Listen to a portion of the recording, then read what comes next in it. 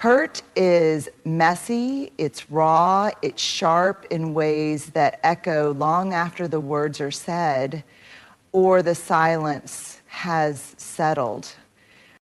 We all know what it's like to be wronged, to feel betrayed, misunderstood, dismissed, or deliberately wounded by someone we trusted.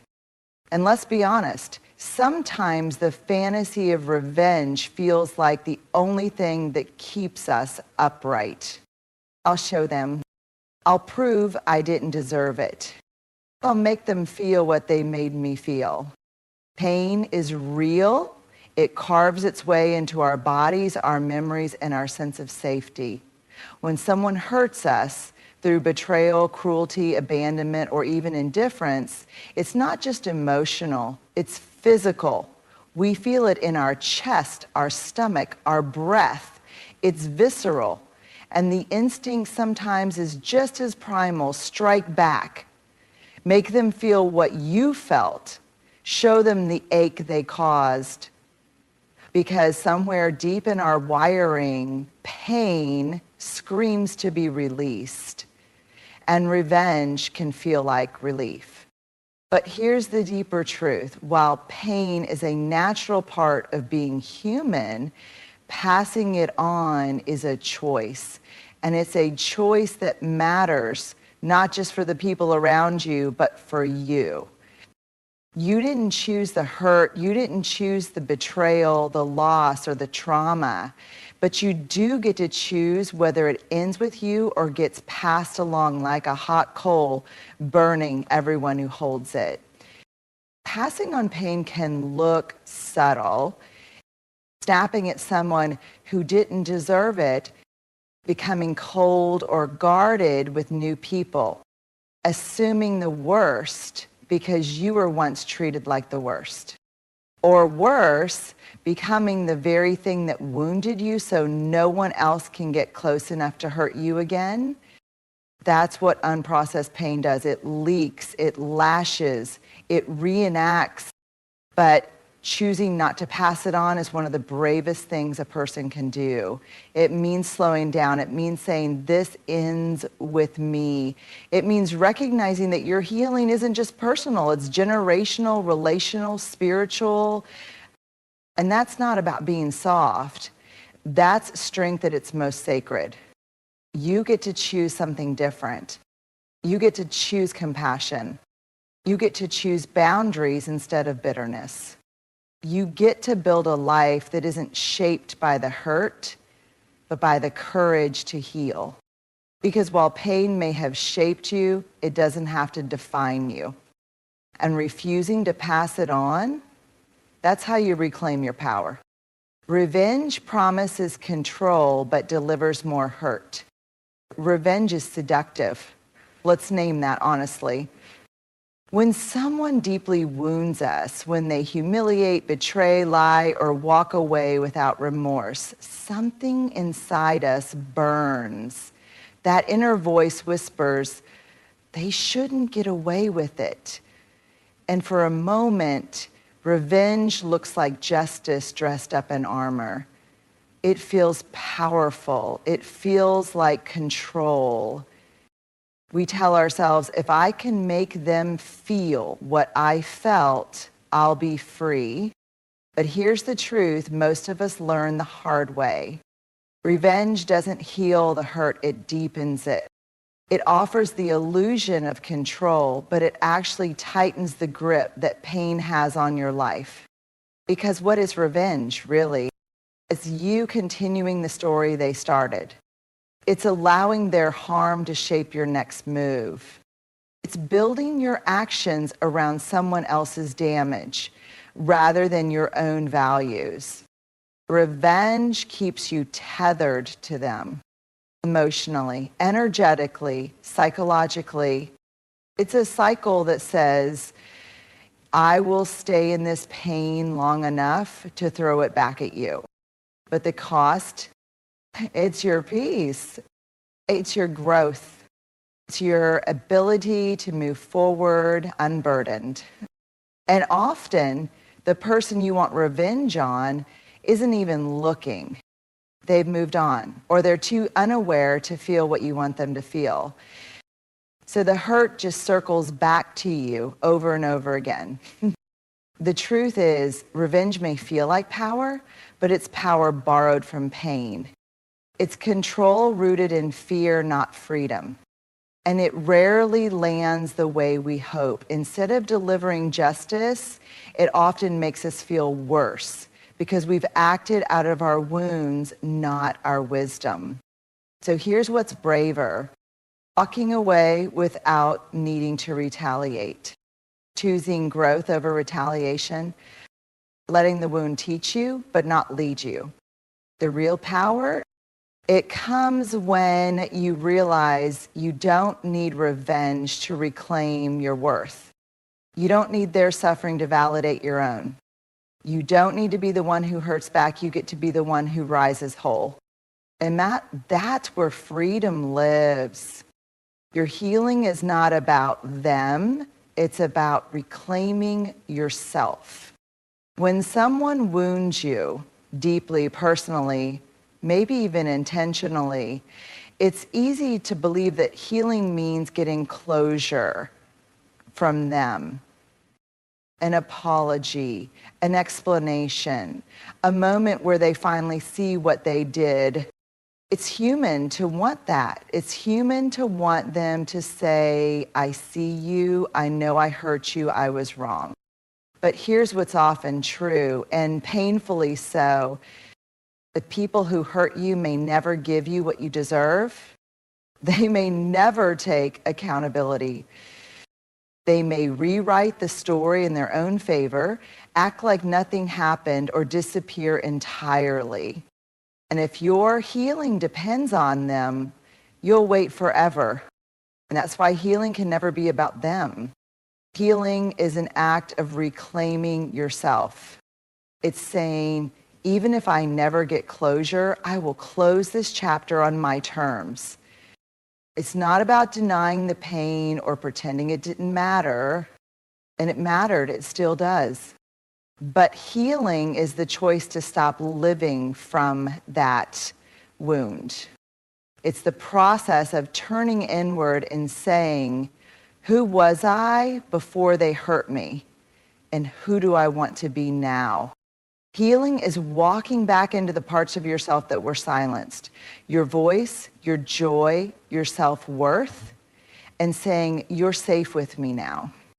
It's not about forgetting, it's about remembering differently, without shame, without bitterness, and without letting what happened define who you are. And yes, healing is slow, not linear. Some days you'll feel strong, and other days you'll ache all over again. But each time you choose yourself over resentment, each time you speak the truth instead of burying it, each time you show up for your healing without needing their permission or participation, you reclaim a part of you that pain tried to steal. This is your story now. You don't have to give them the pen. You get to rewrite the next chapter, not to prove anything to anyone else, but to finally come home to yourself. And that's what real healing looks like. Not a perfect ending, but a powerful return. Living well isn't about showing off, it's about living whole. There's a popular idea, especially when we've been hurt, that success is the best revenge. Post the photos, build the business, find someone better, smile wider, look unbothered. We think, if I can prove I'm thriving, maybe the pain won't matter anymore. Maybe they'll see what they lost. Maybe I'll finally win. But here's the honest truth. Living well isn't a performance. It's not curated for the people who hurt you. It's not about proving you're okay. It's about actually being okay. And there's a big difference between looking healed and living whole. When we make our healing about optics, about how it looks from the outside, we risk building a life around the very people we want to leave behind. That's not freedom, that's still living in response to them. And deep down, we know it. We know when the winds are real and when they're armor. Wholeness, on the other hand, is quiet, it's grounded, it's not loud or flashy. It's being able to sit with yourself without needing applause or validation and feel at peace. Living whole means you're no longer hustling to prove your worth.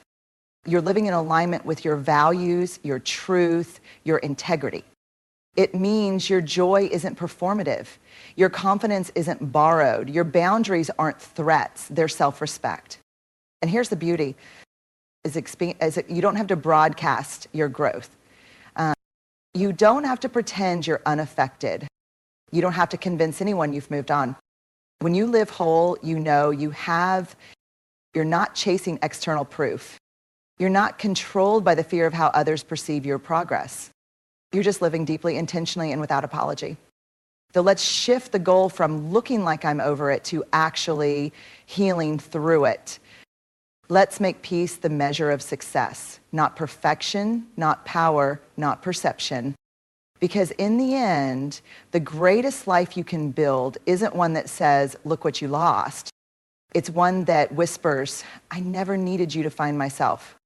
That is what it means to live whole. And that is the kind of life no one can take from you. Empathy doesn't excuse the hurt, but it frees you from carrying it. When someone wounds you, especially someone close, someone you trusted, empathy can feel like the last thing you want to offer. And rightfully so. Why should you be the one to stretch, to understand, to hold space for the person who broke yours? Empathy can feel at first like betrayal, like you're minimizing your own pain just to be the bigger person. But let's be clear from the beginning. Empathy is not excusing the hurt. It's not justifying it, downplaying it, or forgetting it. Empathy is not saying it's okay that you did what you did, because it wasn't okay. What happened may have been unfair, unkind, or even traumatic. You're allowed to name it as such. But here's what empathy is. It's the willingness to see that someone else's behavior was likely born from their own fear, pain, insecurity, or ignorance. It doesn't erase the consequences.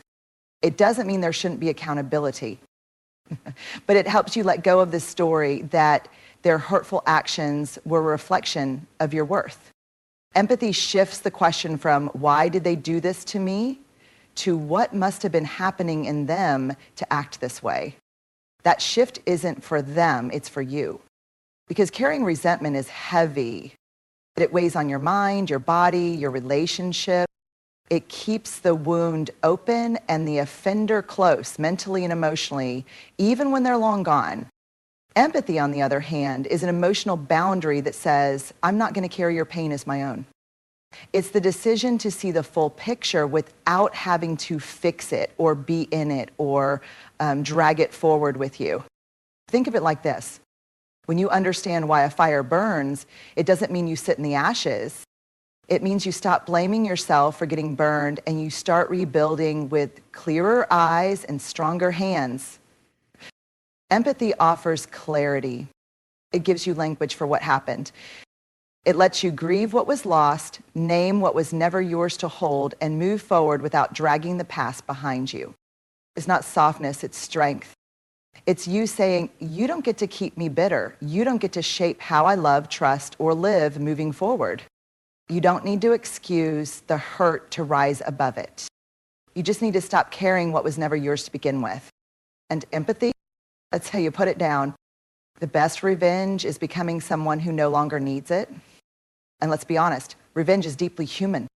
When someone hurts you, especially when they walk away unscathed or seem completely unaffected, there's a part of you that wants them to know. They know how much it cost you, know what they ruined, know the nights you couldn't sleep, the trust you now struggle to give, the way your laughter feels quieter than before. You want them to feel even a fraction of what they put you through. And in that space, revenge looks like power, like justice, like dignity reclaimed. But here's what time, healing, and hard-earned wisdom often teach us. Revenge might feel good for a moment, but needing it means you're still tethered to the wound, still emotionally invested. still allowing the person who hurt you to shape your choices, your peace, your narrative. The best revenge, it's not a comeback story designed for them to see. It's not about making them regret or notice or applaud your resilience. It's becoming someone who no longer needs revenge at all. It's the quiet strength of healing so fully that their opinion, their presence, or their absence no longer defines your sense of self. Is waking up in a life that is rooted in peace instead of payback. It's falling in love again, not just with a person, but with yourself, your boundaries, your truth. It's laughing without bitterness, succeeding without spite, and letting go without needing them to suffer too. And here's the paradox. When you no longer need revenge, you've already won, because it means you've stepped out of the story they tried to write for you. You've stopped reacting and started creating. You've shifted from surviving what they did to thriving in who you are becoming. This kind of healing can't be faked. It's not about pretending you're unaffected. It's about doing the real work, the therapy, the boundaries, the self-reflection, the grief, the forgiveness, sometimes for yourself. And one day you'll look back and realize they may have caused the wound, but they didn't get to decide who you became afterward. That's the best revenge. Becoming someone whole, free, and joyful without needing to prove anything to the one who broke you. Not because they deserved your forgiveness, but because you deserved your freedom. Yes, pain is real. Yes, what they did was wrong. Yes, you didn't deserve it. No, you don't have to pretend it didn't hurt. But you also don't have to carry it forever. You don't have to build your life around your wounds. And you don't have to get free. You don't have to spend your precious energy proving your worth to the people who couldn't see it. Because healing isn't about them, it's about you. About reclaiming your peace, your power, your story. It's about waking up and living fully, not for show, not for revenge, but for the kind of wholeness that no one can take from you. Empathy, forgiveness, strength, boundaries, growth. These aren't signs of weakness. They're the fiercest kind of courage. They say you hurt me, but you don't get to keep me. And that is the most profound revenge there is. To become someone who doesn't need it. To become someone who is deeply, fully, unapologetically free. Thank you.